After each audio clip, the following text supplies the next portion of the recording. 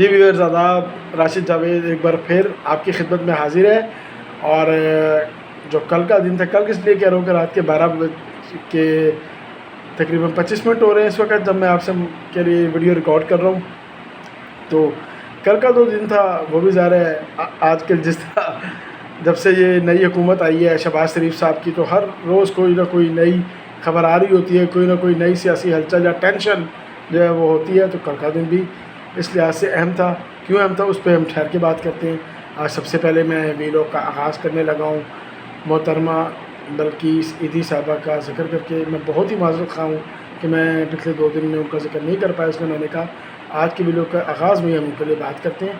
وہ ہمارے ملک کے لیے، ہماری قوم کے لیے ایک ماں تھی۔ وہ عبدالستار ایدھی اور محترمہ بلقیس ایدھی یہ ہمارے ماں باپ تھے، وہ دونوں بھی دنیا سے چلے گئے ہیں۔ انہوں نے دنیا کا سب سے بڑا پرائیویٹ ایمبولینسز کا نیٹ ورک چلایا، کامیابی سے چلایا۔ انہوں نے ہر دکھی دل کو اوپر مرہم رکھا، لوگوں کو ڈھارس بندھائی، حوصلہ دیا کہ ہم ہیں۔ کراچی جیسے شہر میں آپ جانتے ہی ہیں کہ ماضی میں امن و امان کی کیا صورتحال ہوتی تھی اور کتنے وہاں پہ کرائمز، بھتہ خوری اور اس کے علاوہ لوگوں کا اغوا اور قتل کر دینا اس جیسے جرائم وہاں پہ تھے۔ دونوں میاں بیوی نے کراچی کو سنبھالا ہوا تھا، نہ صرف کراچی بلکہ جی پورا پاکستان ہے، ہر شہر میں ان کا نیٹ ورک ہے، ان کی سروس موجود ہے۔ دونوں ہی اب دنیا سے چلے گئے۔ فیصل ایدھی صاحب جو ہیں ہمارے بھائی، ان کے کندھوں پر ایک بھاری ذمہ داری اب آ گئی ہے۔ تو بلکہ اس ایدھی صاحبہ کے لیے اپنے رب کے حضور، آپ چاہے کسی بھی مذہب سے میرے ساتھ اس دعا میں شریک ہو جاتے ہیں، میں ایسے الفاظ میں دعا کرا دیتا ہوں کہ وہ سب مذاہب کے لیے قابل قبول ہو جائے گی۔ تو رب کریم ان کے اگلے جہاں بہت اچھے کرے، بطور انسان ان سے اگر کبھی کوئی خطا، کوئی کوتاہی کبھی رہ بھی گئی ہو تو اس کو بخش دے، اور جو کچھ انہوں نے انسانیت کے لیے کر دیا رب کریم اسے قبول کرے ہمارا رب، اور ہمارا رب ان کے لیے اگلے جہانوں میں سب کچھ اچھا کر دے اور ان کو جنت الفردوس میں۔ اور اگر میں کسی اور مذہب کے بارے سے بولوں گا تو میں کہوں گا کہ سورگ میں جگہ عطا فرمائے، اعلیٰ مقام عطا فرمائے۔ سب اس میں شامل ہو جائیے، ان کے لیے دعا کیجیے کہ کچھ لوگ مذہب سے اوپر ہوتے ہیں، ان کی خدمات مذاہب سے اوپر نکل جاتی ہیں، وہ انسانیت کے اعلیٰ ترین مقام پہ فائز ہو جاتے ہیں۔ تو ہر ایک کو ان کے لیے پرارتھنا کرنی چاہیے، دعا کرنی چاہیے، پریئر کرنی چاہیے۔ تو میں اپنے جو سننے والے ہیں، کرسچنز بھی ہیں، ہندوز بھی ہیں، ان سے بھی کہوں گا کہ آپ بھی اپنے اپنے طریقوں سے ان کو دعاؤں میں یاد رکھیے گا۔ شکریہ جی ویورز۔ تو اب آتے ہیں آج کے ویلوگ کی طرف۔ اچھا، کل جب میں نے آپ سے بات چیت کی تھی تو اس کے بعد کچھ بڑی مزیدار چیزیں ہو گئی، انٹرسٹنگ، میں مزیدار کا بول رہا ہوں، کچھ بڑی انٹرسٹنگ اپڈیٹس یا چیزیں آ گئی، وہ آپ سے شیئر کر لیتے ہیں۔ آپ کو یاد ہوگا کہ کل پنجاب اسمبلی میں جو کچھ بھی ہوا، اس کے بعد پرویز الہی صاحب جو ہیں جی وہ وہاں سے بڑے روتے پیٹتے اور بد دعائیں دیتے نکلے، اور وہ سیدھا چلے گئے رپورٹ درج کرانے تھانے میں۔ تو تھانے والوں نے رپورٹ درج کرنے سے انکار کر دیا اور کہا پہلے اپنی زخموں کی پراپر میں رپورٹ پیش کریں، اپنی چوٹوں کی پراپر ثبوت پیش کریں۔ تو پرویز الہی صاحب وہاں سے غائب ہو گئے اور رات گئے انہوں نے ٹویٹ کر دی کہ جی وہ اور لوگ ہیں جن کے لیے راتوں کی اور بھی عدالتیں کھل جاتی ہیں، مجھے نہیں لگتا کہ مجھے انصاف ملے گا، اس لیے میں نے اپنا معاملہ اللہ تعالیٰ پہ چھوڑ دیا ہے۔ تو بڑی جلدی پاکستانی قوم کو بھی سارا معاملہ سمجھ آ گیا۔ آج کی جو قومیں بہت باشعور ہے، یہ سوشل میڈیا کا دور ہے، واٹس ایپ کا دور ہے، منٹوں میں خبریں ادھر سے ادھر جاتی ہیں۔ اور پھر یہ ہوا کہ آج کچھ ویڈیوز بھی سامنے آ گئیں جس میں دیکھا جاتا ہے کہ پرویز الہی تو خود کچھ آؤٹ سائڈرز کو اسمبلی میں ان کر رہے تھے، انٹر کروا رہے تھے کہ جاؤ جا کے لڑو، جاؤ جا کے مارو پھینٹو۔ تو یہ تو سچویشن بدل گئی، یہ تو سٹوری بدل گئی ہے۔ اب تو پرویز الہی صاحب کے خلاف کوئی کارروائی نہ شروع ہو جائے، اس بات کا ڈر ہے۔ پرویز الہی صاحب کو عمر کے اس حصے میں 76 سال کے ہیں، یہ رسک نہیں لینا چاہیے تھا۔ Very bad move, sorry for you Pervez Elahi صاحب۔ اچھا جی، اب بات یہ ہے کہ دن بدن پی ٹی آئی ٹیکنیکل غلطیاں کر رہی ہے، اور ہر جگہ پہ جو مسلم لیگ نون ہے وہ اخلاقی طور پہ ان کو مار دے رہی ہے، ان کو شکست دے رہی ہے، وہ اخلاقی طور پہ ان سے آگے جا رہے ہیں۔ فار ایگزامپل جو کچھ انہوں نے قومی اسمبلی میں کیا، رات گئے تک سیشن چلائے رکھا، اس سے پہلے جو 1 ہفتے تک جھٹائی کی عمران خان نے، جس طرح غیر آئینی طور پہ اسمبلیاں تحریر کی، پھر سپریم کورٹ کا آرڈر آنے کے باوجود انہوں نے اس کو ماننے میں تعامل کا مظاہرہ کیا، جو میں پہلے ابھی کہہ چکا ہوں۔ ابھی یہ سب چیزیں عمران خان کو خراب کر رہی ہیں۔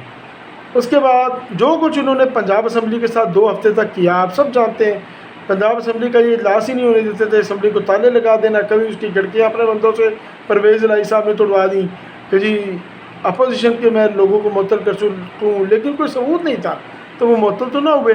اور الٹیمیٹلی جب کل کاؤنٹنگ ڈے آیا تو آپ جانتے ہیں دوست محمد مزاری جو ڈپٹی اسپیکر صاحب ہیں، ان کو مارا پھینٹا گیا، ان کی شدید توہین کی گئی، اور آخر میں کس طرح کے اس ماحول میں پھر کاؤنٹنگ ہوئی، پھر کس طرح پرویز الہی صاحب نے خود کو مار پڑنے کا ایک واقعہ لوگوں کے سامنے پیش کرنے کی ناکام کوشش کی، جس میں وہ فلاپ ہو گئے۔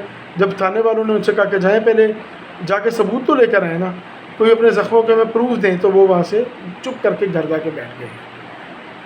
یہ جو کچھ بھی ہو رہا ہے اس سے پی ٹی آئی اپنے آپ کو خراب کر رہی ہے، میں یہ پھر بتا رہا ہوں، امیج اپنا خراب کر رہی ہے۔ آج ایک نئی حرکت ہو گئی، ویسے تو ان کی ہر حرکت کا ہمیں اندازہ پہلے ہی ہوتا ہے، لیکن بہرحال بعض اوقات ہم سمجھتے ہیں کہ نہیں شاید اس دفعہ ایسا نہیں ہوگا، تو آج ایسا ہی ہوا۔ میں آپ سے وہ شیئر کر لیتا ہوں بات کہ آج ہوا یہ ہے کہ حمزہ شہباز کی حلف برداری تھی، اور انتہائی محترم جن کی ہم آج تک انتہائی عزت کرتے رہے ہیں، عمر سرفراز چیمہ صاحب، اچانک وہ جی پرویز الہی کی عیادت کرنے جاتے ہیں، پرویز الہی کے ساتھ دکھ درد بانٹتے ہیں اور کہتے ہیں جی میں نے بھی بڑی وہ جینیں کاٹی ہوئی ہیں عدلیہ کی آزادی کی طرح میں، جی میں بھی جیلوں میں رہا ہوں، میں نے بھی قربانیاں دی۔ چلے اچھی بات ہے اگر آپ علماء یاد کر لیں۔ اور ساتھ ہی انہوں نے کہا دی کہ یہ جو کل پنجاب اسمبلی میں ہوا ہے یہ تو بڑا جی غلط ہوا ہے، خلاف قانون ہوا ہے، اس کی تو جی تحقیق کرنی پڑے گی۔ پھر ان کو ایک من پسند رپورٹ بھی بنا کر پیش کر دی گئی، جس میں معاملے کا جو ملبہ ہے وہ بظاہر ڈپٹی اسپیکر اور مسلم لیگ نون کے اوپر ڈالا گیا۔ حالانکہ آپ سب جانتے ہیں کہ مسلم لیگ نون کل کسی قضیے میں کسی لڑائی میں شامل ہی نہیں ہوئی۔ اپنی تقریر سے پہلے حمزہ شہباز نے کوئی بیان تک نہیں دیا، سوائے وہ بیان جو صبح انہوں نے اسمبلی پہنچنے پہ دیا تھا، ٹھیک ہے وہ تو ایک آپ کو پتہ فارمیلٹی ہوتی ہے، لیکن انہوں نے کوئی بیان اس شدید تناؤ کی کیفیت میں بھی نہیں دیا، وہ خاموش رہے۔ مسلم لیگ نون کی لیڈرشپ بھی مکمل خاموش رہی۔ تو لیکن اب انہوں نے ایک من پسند رپورٹ جی گورنر کو بھجوا دی ہے بھٹی صاحب نے، گو کہ ڈپٹی اسپیکر نے اچھا کیا کہ بھٹی صاحب کو اور 2 اور افسران کو معطل کر دیا ہے اور انکوائری کا حکم دے دیا ہے کہ ان لوگوں نے کیوں ڈپٹی اسپیکر کا ساتھ اس وقت نہیں دیا اور کیوں اس طرح ایوان کے تقدس کو بحال کرنے میں مدد نہیں کی، اپنا کردار ادا نہیں کیا۔ اچھا اب انہوں نے یہ کیا جی گورنر نے، جو پی ٹی آئی کے بٹھائے ہوئے گورنر ہیں، جو عمران خان صاحب کو کچھ 10 سال بعد جن کی یاد آ گئی، مطلبی آدمی عمران خان ایک نمبر کے مطلبی آدمی ہیں، اس وقت عمر سرفراز چیمہ کو یاد کیا جب اور کوئی تھا نہیں، کیا ہو بھی تم جلدی سے آ جاؤ تمہیں گورنر بناتے ہیں۔ گورنر صاحب کا فرض تھا کیونکہ باقی گورنرز تو استعفیٰ دے گئے، انہوں نے نہیں دیا، ظاہر ہے جی ان کو کہا نہیں کیا ہوگا استعفیٰ دینے کا، اسی لیے نہیں دیا۔ تو ان کا فرض تھا کہ یہ اپنی عزت قائم رکھتے ہیں اور نیوٹرلٹی کا مظاہرہ کرتے، بلکہ تھوڑا سا خوش اسلوبی سے، خوش اخلاقی سے نئی گورنمنٹ کے ساتھ چلتے۔ انہوں نے اچانک یہ کہہ دیا جی کہ نہیں میں نہیں اب حمزہ سے حلف لوں گا، اور یہ ایسی حرکت ہے کہ جس پہ ایک طرح سے بحران پیدا ہوتا ہے، بالکل ہوتا ہے، آپ سمجھ رہے ہیں۔ تو اس پہ کیا ہوا کہ شہباز شریف صاحب نے بالکل ٹھیک کام کیا کہ ان کو ہٹانے کی سمری موو کر دی ایوان صدر۔ اب اگر ان میں کوئی تھوڑی سی بھی سیلف رسپیکٹ ہوتی، کوئی تھوڑی سی بھی سیلف اسٹیم ہوتی تو جو اسی وقت گورنر ہاؤس چھوڑ دیتے، لیکن انہوں نے کیا کیا، نہیں جی میں گورنر ہاؤس نہیں چھوڑتا، نہ میں عہدہ چھوڑوں گا جب تک پریزیڈنٹ اس سمری پہ سائن نہیں کرتے۔ ماضی میں کبھی ایسا ہوا مجھے بتائیں؟ جیسے ہی سمری موو ہوتی ہے آٹومیٹیکلی وہ جو متعلقہ شخصیت ہوتے ہیں وہ چھوڑ کے چلے جاتے ہیں کہ چلو جی ٹھیک ہے، میرے خلاف وزیر اعظم نے لکھ دیا کہ میں نہیں چاہیے ہوں، ٹھیک ہے۔ یہ ڈھیٹ بن کے بیٹھ گئے اور آج انہوں نے حمزہ کا حلف نہیں ہونے دیا۔ تو میں صرف اتنا کہوں گا کہ عمر سرفراز چیمہ صاحب آپ کی بڑی عزت کرتے تھے، افسوس آپ نے اپنے آپ کو اس عزت کے لائق ثابت نہیں کیا، ثابت کر دیا کہ ٹپیکل جو فاشزم ہے آپ بھی اسی راہ پہ چل رہے ہیں، جو آپ کی پارٹی پہ الزامات لگ رہے ہیں وہ درست ہیں، آپ نے ثابت کیا آج اپنے کرتوت سے، اپنے عمل سے۔ آپ کو چاہیے تھا کہ آپ حلف لے لیتے اور اس آئینی پروسیس کو مکمل ہونے دیتے۔ حمزہ سے بعض ووٹ لے چکے ہیں، اب ان کے یہ ووٹنگ کے عمل کو کسی فورم پہ بھی چیلنج نہیں کیا جا سکتا۔ ڈپٹی اسپیکر نے بے شک وہ اپنی سیٹ پہ نئی اس وقت تشریف فرما ہوئے، کیسے ہو جاتے؟ آپ کی پارٹی کے لوگوں نے وہاں پہ قبضہ کیا ہوا تھا، خواتین نے قبضہ کیا ہوا تھا۔ کون عزت دار آدمی جو خواتین سے الجھتا ہے، آپ مجھے بتائیے۔ تو انہوں نے مجبوراً جو گیلری ہے وہاں سے کھڑے ہو کر کارروائی چلائی، لیکن ٹھیک ہے وہ ڈپٹی اسپیکر ہے نا، ہے تو صوبائی اسمبلی کے اندر ہی نا وہ، تو انہوں نے وہاں سے کارروائی چلائی اور ووٹنگ انہوں نے کروا دی، اور ووٹنگ میں نے آپ کو کل بھی ناظرین بتایا تھا کہ ریکارڈ کا حصہ بن جاتی ہے۔ تو اس لیے اب ظاہر ہے کہ وہ انڈو نہیں ہوگی، اور حمزہ شہباز جو ہے الٹیمیٹلی کوئی نہ کوئی آ کے ان سے حلف لے گا۔ डिप्टी स्पीकर साहब सॉरी उमर सरफराज चीमा साहब, मैं सिर्फ आपको इतना बता दूं तो जिस तरह इमरान खान को ज़िद के बावजूद बिलाखिर वज़ीर-ए-आज़म का ओहदा छोड़ना पड़ा, जिस तरह परवेज़ इलाही साहब को इमरान साहब से भी 2 या 3 गुना ज़्यादा ज़िद के बावजूद बिलाखिर शिकस्त फाश हुई, तो आपका नंबर मैं अगला देख रहा हूँ। तो जो मर्ज़ी आप कर लें, आइन और कानून अपना रास्ता लेगा और आपको भी फराखत होगी और शर्मनाक तरीके से आप भी इक़्तिदार के ईवानों से निकलेंगे इंशाअल्लाह, क्योंकि आप ये डिज़र्व करते हैं। बड़ा शर्मिंदा किया मुझे आपने, मैं आपका बहुत बड़ा फ़ैन था, बड़ी मैं आपकी कदर और इज़्ज़त करता था। इमरान खान के लिए मेरे दिल में गुस्सा था कि उसने आपको आपका जायज़ मकाम नहीं दिया, लेकिन आपने जो आपको इज़्ज़त मिली थी और PMLN ने आपको नहीं हटाया था, इसके बावजूद आपने अपनी उस इज़्ज़त को ख़ुद ख़त्म किया गैर आइनी हरकत करके। अच्छा जी, आज आर्मी चीफ जो हमारे जनरल कमर जावेद बाजवा साहब, वो भी लाहौर आए, लाहौर के दौरे पे आए और उन्होंने गैरिसन में सर्विंग ऑफिसर से भी मुलाकात की है और बाद में जूनियर और सीनियर ओहदों से रिटायर होने वाले लोगों से भी मुलाकात की है। तो जाहिर है आपको पता है कि जो एक्स आर्मी मैन है या एक्स सर्विस मैन वो काफ़ी ज़्यादा इमरान खान को पसंद करते हैं। तो इस हवाले से कुछ वो सोशल मीडिया पर और ट्विटर पर और व्हाट्सएप वगैरह पर ये बात मशहूर हुई कि जी जनरल बाजवा ने कह दिया कि इमरान खान मुझे आते नज़र आ रहे हैं इक़्तिदार में, 2-3 सरीत से आएंगे और हम उन्हें वेलकम कर देंगे।